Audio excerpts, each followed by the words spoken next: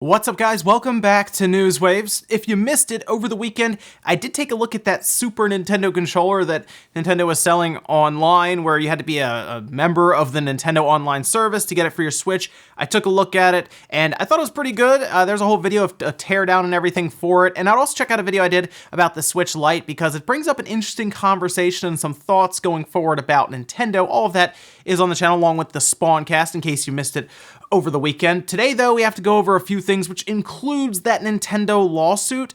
Do you remember how there was the lawsuit? We talked about this a little while ago, where there was a lawsuit, class action lawsuit, seeking approval for the Joy-Con controllers and the drifting that they were facing. Well, there's a bit more added to it, and you're going to want to see this because it is kind of piling up and getting worse at this point for Nintendo. And then there's this really cool patent I wanted to talk a bit about, because it could be something going into next generation for Sony, just to try to make the games, again, a little more interesting, have some more depth to it with the PlayStation 5. As always, guys, if you enjoy these videos, make sure to hit the like button. It does help out, and get subscribed so you can stay up to date on all of the gaming news taking place in the gaming world, and hit the little bell icon, and then click the other thing, and then the other thing, so that it kind of works. YouTube's weird. Anyway, guys, we're gonna start today with Medal of Honor. I know, exciting stuff, right? Medal of Honor is coming back as a VR game. I know, that hurts. Look, VR is not like bad. Okay, it's not even a PlayStation VR game. It is Oculus exclusive. Yes, I'm not kidding. This was posted on Twitter, as you're seeing here, from Respawn, saying Medal of Honor Above and Beyond just revealed at OC6 and exclusive to Oculus. Your tour of duty begins in 2020. So yes, that's right. Medal of Honor has now been moved to a VR game. Am I surprised? No, I mean, the series was on a decline. I know people like just the overall title, Medal of Honor, and a lot of people would like to see it make some sort of, I guess, grand return, but Battlefield was their focus, and, well, they kind of messed that up too. So, you know what, maybe a return to Medal of Honor would have been good and put Battlefield on a bit of a break, but Medal of Honor is now a VR game for Oculus, not even like a PlayStation VR game where it would have made a bit more sense, but hey, if this worked on the Oculus Quest, which, looking at it, I guess it maybe, although it looks kind of graphically intensive.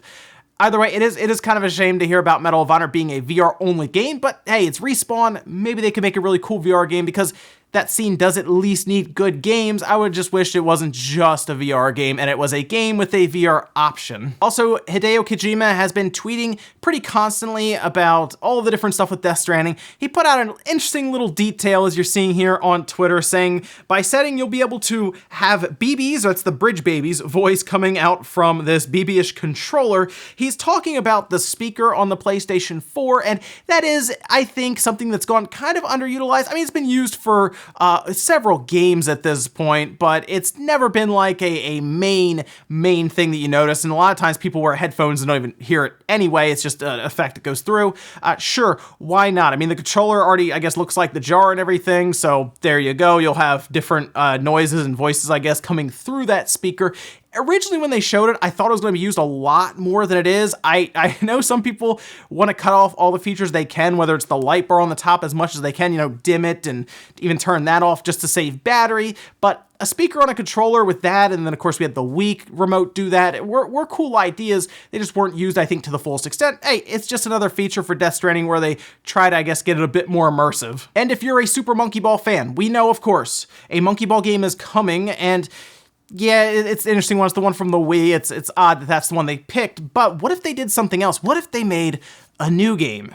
Well, that's what they asked people on Twitter, as you're seeing here, where they ran a poll, and yes, thankfully, the majority voted for a new game, not a remake, a new one. They asked, what if we make a Monkey Ball Next, where they had 1 and 2 remake, a 3DS Vita remake, Adventure remake, or not remake, new one?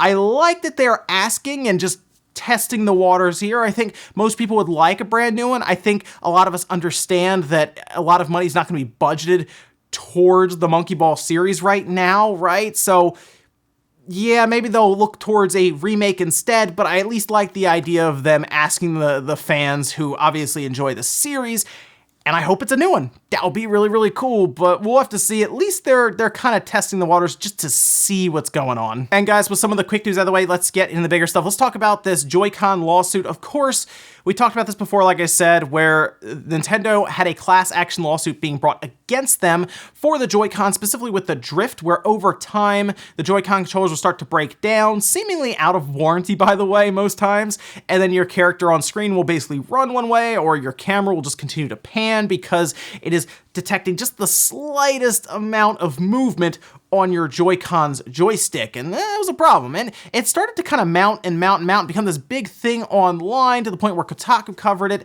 Then all of a sudden, here comes a law firm kind of putting together a class action lawsuit. And it was funny, right, to look through because they were quoting this Reddit thread and this Twitter thread and people online on different forums. It was very weird to see IGN's forum and Game FAQs and GameSpot and Twitter. It was so strange to see that in an official law document that was being filed to the court system, but it was there. People can check it out. Well, they've added a bit of an amended, I guess. It's been amended, so a little bit of an extra passage has been added to change up or at least add to it.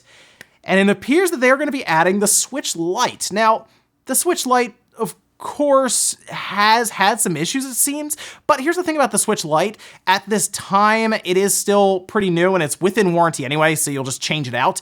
But they go even a step further and say that the Joy-Cons themselves, just the design, are just defective. Yeah, IGN ran a story about it. I actually even had them contact me just to let me know that they had amended it.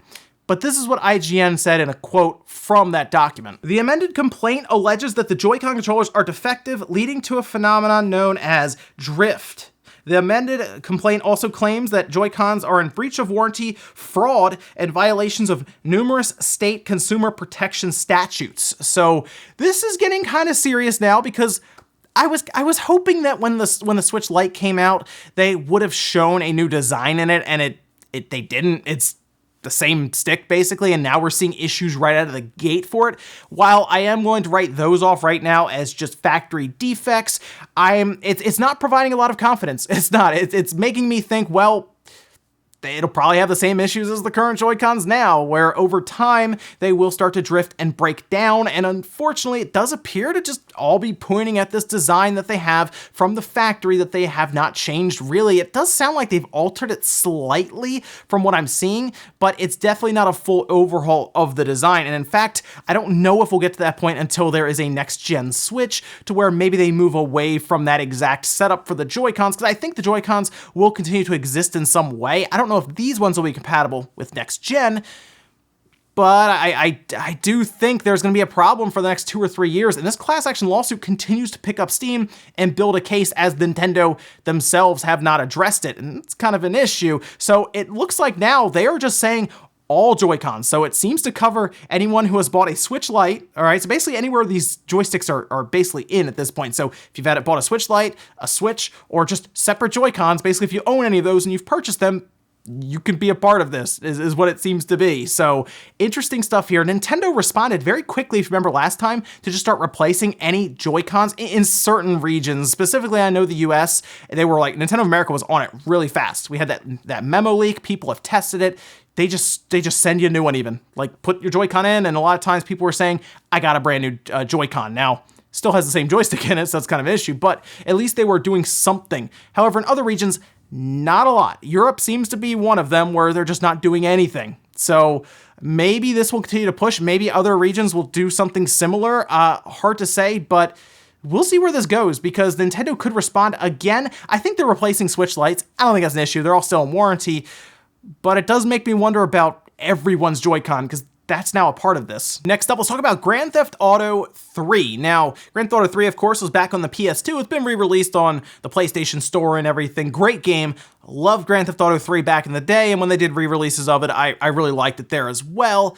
But an interesting thing happened. It appears that it's been re-rated in Australia, and we know what that means at times. When we see a rating pop up on the Australian ratings board, a lot of times we think about, well, maybe there's a re-release coming because they got it rated again. Maybe they're going to put it somewhere else. And that's led to massive speculation about Grand Theft Auto 3 possibly being ported to something like the Nintendo Switch. And that would kind of make sense to a degree. I mean, look, we've had old ports go to the Switch constantly, and it's kind of a new experience for a lot of people because it becomes portable, right? That's the big thing there, right? It's a hybrid system, so it's a home console and a portable, and you can get those older ports, move them over, and it's really neat. And there's no Grand Theft Auto on the Switch currently. I know there is Saints Row, but it's not Grand Theft Auto. That's what a lot of people will tell you. And while I think 4 would have been better to get rather than 3 if this does happen, it's still something, I guess. Or even San Andreas. You know what? No, San Andreas. You could, out of any of the other ones, even over 5's pretty good. I don't know. I mean, 5 has the online, but I think San Andreas is the one I would really want realistically that would take the least amount of work, I guess, to move over. Yeah, that'd be pretty neat to see San Andreas. But here's the thing. The classification does have an 18 plus rating. However, in Australia, Grand Theft Auto 3 has been pared down badly to the point where it was like 15 plus. There is a good chance, I'm just putting this out there, it's just the other side of the coin here, that they may have re-rated it because they were able to kind of get around some of those issues, figure it all out in the time being from being released there, and they'll re-release it with the 18 plus rating and everything's good on that end. That's just a possibility. Sure, it could also be going to other platforms like the Switch, but just putting it out there, just keep an eye out because it does seem like something is happening with Grand Theft Auto 3. We're just not 100% sure on what. Next up, let's talk about Sony's new patent, and this looks kind of interesting. Now, I noticed this on Twitter when Daniel Ahmed tweeted this out that you're seeing here, saying, Sony has filed a new patent for an AI-powered voice assistant called PlayStation Assist. You can input a query, and then the game will dynamically respond, such as asking for the nearest health pack. The game marks it on your map, and I like this idea. Now, here's the thing. A lot of times you have to be connected to the internet for this to all work, obviously, because it's AI powered and everything. So it would make a call to a server, it would figure out what you're saying, it'd figure out what it needs to say to you or where it needs to mark on your map. But we of course have had this before. I mean, you have it with your phones as well. We've had the Kinect. PlayStation even has their own voice commands, but they're very rudimentary and they're generally linked to the system itself, like just the overall OS. Not necessarily in the game unless it's been designed in the game to do that. I like this idea. This is interesting. So I guess at that point, they would build a patent around developers with SDKs to go in and they can add this stuff in. Maybe checkbox, we've heard that before, that kind of that comparison. Oh, it's like checking a box. Similar to that, but provide a tool set to developers to where they can go in and add these voice commands to their game, whether it's communicating with an AI companion, or as they say, as simple as, hey, where's the nearest recharge station, or where's the nearest health pack, or I need ammo, or I don't know what to do, where do I go? And it puts a little hint marker on your screen. This is neat. This is kind of, I guess, this would be like the next generation thing, like I said, for the Kinect voice, where it was like, Xbox record that, and it knew from like a system OS standpoint to record the last, 30 seconds or whatever it was. But this is neat. I'm curious how else they can use this going forward. I'm sure some of you are thinking of different ways. And I'm also curious if this is going to be used going forward, because I saw some comments below Daniel Ahmed saying, I really wish you hadn't posted that because this is an ongoing patent that is being used. Like, they're going to use this, it seems. So if this is something with the PlayStation 5, I'll be curious if you need to use your phone to make that work, or if maybe it will have something built in, or maybe you need, when you have like the PlayStation VR headset, or maybe there's a microphone in the controller, or maybe you need a headset. There's a lot of things they could do here, but I at least like the idea of kind of building on, I guess, just in general, being able to talk to the game and then it dynamically be able to answer back and change the game in some way. And our last bit of news, do you remember we talked about the Wii Mini before, where it was being hacked? Someone figured out how to get around it through like the Bluetooth driver module. It was very interesting to hear about this because before then, the thing was thought to be unhackable because it had no Wi-Fi or any way to really connect to the internet or anything, and had like, a USB port on the side, and that was kind of it. So people left it how it was and moved on. But I do know people would look at it occasionally and see what they could figure out, and someone did figure something out, and now they released it publicly. So yes, if you have a Wii Mini, and I don't mind talking about this because it is technically legacy at this point, it's the Wii Mini. A lot of people don't even buy the thing, but if you have a Wii Mini, you can now hack it. Now, there are some drawbacks, I guess, to it right now because nothing's really been designed for the Wii Mini. Everything's been designed for like the regular Wii that's been hacked all over the place. It's a really cool system to run homebrew on and stuff. It was weird at first to see Quake running on a Wii, but the Wii Mini is hackable. The thing is called Blue Bomb. It's a Bluetooth stack exploit. It works for the Wii actually and the Wii Mini, so it works for both, and it runs through a USB, and it's able to essentially allow you to inject code, modify it, and all of a sudden, bam, you have a Wii that can then run homebrew. It seems fairly easy, and it's a pretty cool thing for them to figure out. I'm curious what they'll do with the Wii Mini outside of, hey, we did it, right? They'll be able to run the LAN adapter, I guess, and maybe finally get the Wii Mini connected to the internet again, because I don't know, but it's still interesting to see. The top loading mechanism was pretty cool. I do like that over the slot loading, because the slot loading there can be some things that go wrong with it. Pretty neat though. If you have a Wii Mini, I'd check it out. Like I said, they just dropped it. They released it. You can go download it and check it out for yourself. There are some instructions and everything you have to go over, but for the most part, it's pretty easy. And we'll finish up today with the comment of the day, as you're seeing here. This is from Devin saying, same thing will happen with Google Stadia. Gamers hate it. General public will love it. And that is referring to Mario Kart Tour, where the general public seems to enjoy it, or at least they've downloaded it a lot. I don't know if they necessarily like it, but it's free. So yeah, download, boom. Okay, it's all right. Delete it. That counts as one of those 20 million downloads. Keep that in mind. Now, you're talking about Google Stadia as being something that the public will like.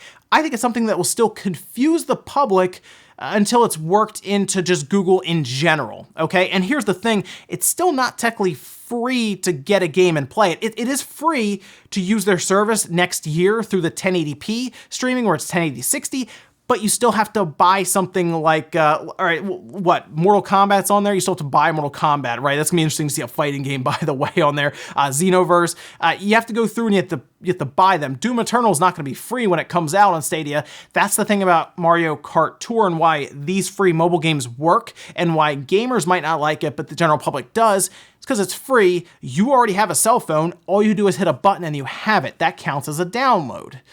It generally comes down to revenue if people are really enjoying it or they feel like they're getting their money's worth. So we'll have to see what kind of revenue those 20 million plus downloads can pull in, and then we'll really be able to decide if the general public actually likes the game. And ladies and gentlemen, let's go do it here for Newswave. If you enjoyed this video, guys, hit the like button, it really helps out. If not, hit the dislike. Leave comments down below about everything we talked about today, whether it is the JoyCon lawsuit kind of picking up more steam with more examples of drift, the Switch Lite being added to it, and they're just now calling it just outright defective Joy-Con controllers. Do you agree with it? And are you hoping that you just get a brand new set of Joy-Cons, especially if you're not in the region like a North American region like Nintendo America or anything, and you're not able to get yours changed out? Maybe you hope that this leads to other regions, specifically yours, kind of getting into the class action lawsuit stuff. Also, what do you think about Sony's new patent about, I guess, you being able to talk to your game and it figure out what you're saying and then mark something on your map or even help you out? Thanks guys for watching, and I'll see you next time.